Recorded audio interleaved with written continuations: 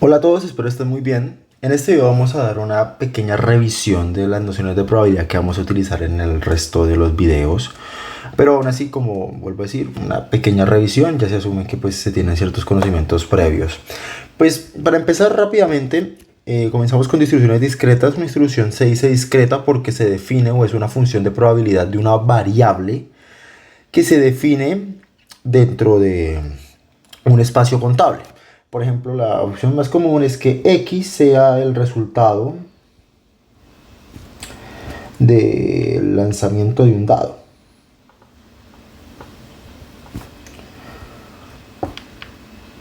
En este caso, mi espacio muestral sería directamente los posibles resultados que podría tomar X.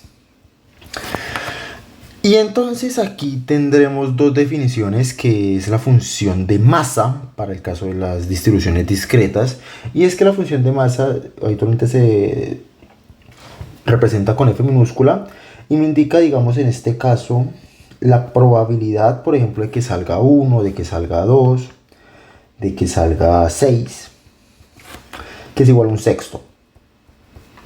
En este caso, porque asumimos que el dado está bien calibrado y que entonces la probabilidad de que salga cualquiera de los números es exactamente la misma. Y lo mismo entonces tenemos ya, bueno, pues entonces digamos que esto es la probabilidad de que X sea igual a cierto número. Y entonces tenemos otra función, que sería la función de distribución, que en este caso, por ejemplo, cuando la definimos en un n, en un entero, sería directamente la probabilidad de que X sea menor o igual a ese entero. Que en este caso, pues como tenemos una distribución discreta, sería una suma.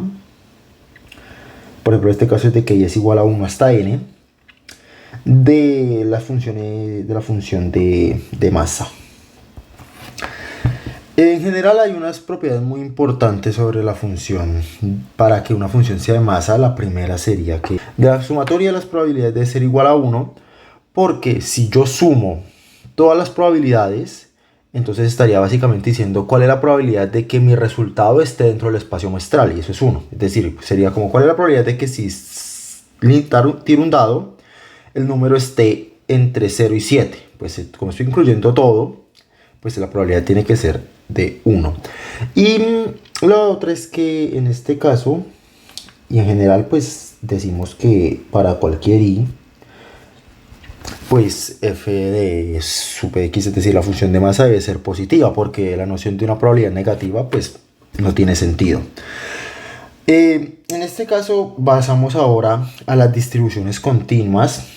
Digamos que podemos decir que x es igual a la estatura de una población. Se llaman continuas porque el conjunto sobre los cuales digamos que se definen no es contable. En este caso, por ejemplo, las distribuciones, en este caso esta estatura de una población se podría ver como una distribución sobre los reales positivos. También otro conjunto muy usual que utilizaríamos mucho sería los reales. Y en este caso, digamos que nuestra función ya no sería de masa, sino una función de densidad. Y básicamente es más fácil hacer el link al revés. Y es que digamos que mi función de distribución sería nuevamente la probabilidad de que mi variable aleatoria sea menor o igual a dicho número. Y en este caso, como antes teníamos una sumatoria, en este caso vamos a tener una integral que va desde menos infinito hasta x de cierta función f, que en este caso esta función la llamaremos de densidad. Un caso, por ejemplo, sería una función de densidad que sea más o menos así. Ahorita vamos a ver que esto corresponde habitualmente a una función a una distribución exponencial. Y digamos que la probabilidad de que, por ejemplo, mi variable esté entre este y este número, pues es el área sombreada debajo de esto. Bajo ese orden de ideas, digamos que mi función de densidad no indica literalmente cuál es la probabilidad de que yo esté parado en cierto número, porque es algo también que hay que tener en cuenta. La probabilidad de que x sea directamente igual a cierto número siempre es igual a 0. ¿Por qué? Porque sería, digamos, ¿cuál es la probabilidad de que yo esté acá? Pues vale, la probabilidad de que yo esté acá, exactamente en este punto, sería el área que encierra esta línea. Y el área que encierra esa línea, pues directamente es cero, porque no tiene dos dimensiones, tiene solo una. Igualmente, pues tenemos que exigir que la suma de todas las probabilidades sea 1. Y pues eso se hace más o menos diciendo que en general si integro de menos infinito a infinito, esto debe ser igual a 1 porque ya no tenemos sumatorias sino integrales porque estamos en el mundo continuo. E igualmente nos rehusamos a trabajar con probabilidades que puedan llegar a ser negativas. Entonces exigimos que f de x sea mayor o igual que 0 para todo x. Ahora bien, vamos a pasar a la generalización del promedio, que en este caso es el valor esperado. Entonces el valor esperado lo podemos simbolizar como el valor esperado de cierta variable aleatoria. Sería igual a la sumatoria desde que i, por ejemplo, en el caso de discreto, esto es la probabilidad para todos los i que pertenezcan al espacio mostral de i por f de i. En este caso es muy claro porque como f es una función de masa, entonces f de i me indica cuál es la probabilidad de que salga i. E i pues es el valor. Entonces básicamente esta probabilidad, esta multiplicación, perdón, me estaría indicando cuál es la probabilidad de que salga cierto valor de i y cómo, digamos de alguna manera, influiría esto en el resultado total. Por ponerlo de alguna forma un poco más explícito, digamos que yo tengo solo dos posibilidades, o saco 0 o saco 1, pero yo saco 0 con un 99% de probabilidad y yo saco 1 con solo un 0.01% de probabilidad.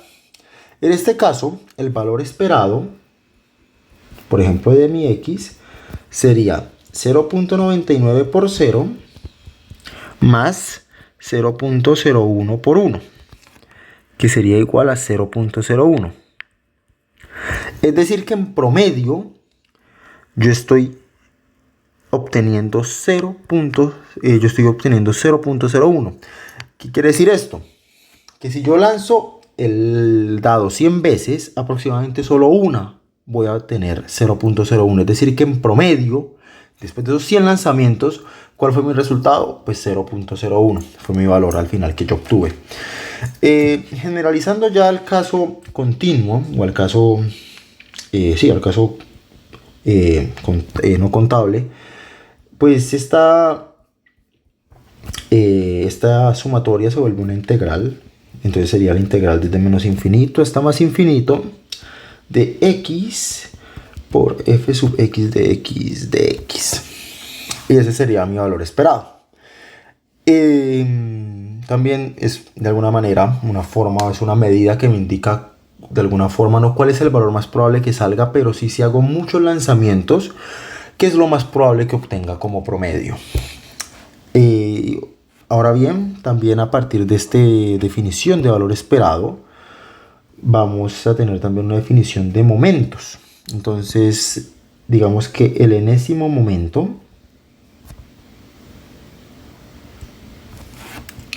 sería el valor esperado de x a la n, que en este caso pues sería la integral de menos infinito hasta más infinito de x a la n por f sub x de x de x. Y también tenemos otra noción muy importante, que sería la noción de la varianza. La noción de la varianza, entonces, es directamente el valor esperado de x menos el valor esperado de x, todo esto al cuadrado. Si se dan cuenta, yo cojo mi variable aleatoria x y le resto el promedio. Y entonces al hacer esta resta, digamos que si yo tengo muchos datos acá, y este es mi promedio, entonces yo estoy, al hacer la resta, estoy cogiendo las distancias del promedio a los datos. Las elevo al cuadrado, porque si no tendría distancias positivas y negativas, y entonces eso haría que al final, cuando hiciera la integración o cuando hiciera la suma al final, pues me diera cero, y eso no es un indicador muy bueno. También podríamos, digamos, que intentar, es algo que podría llegar a pensarse, intentar trabajar con el valor absoluto, que también directamente es una representación de las distancias, pero lo que pasa es que el valor absoluto es una función que no es diferenciable, y entonces se suele trabajar más con las distancias al cuadrado, que en este caso pues viene siendo literalmente la definición de la varianza.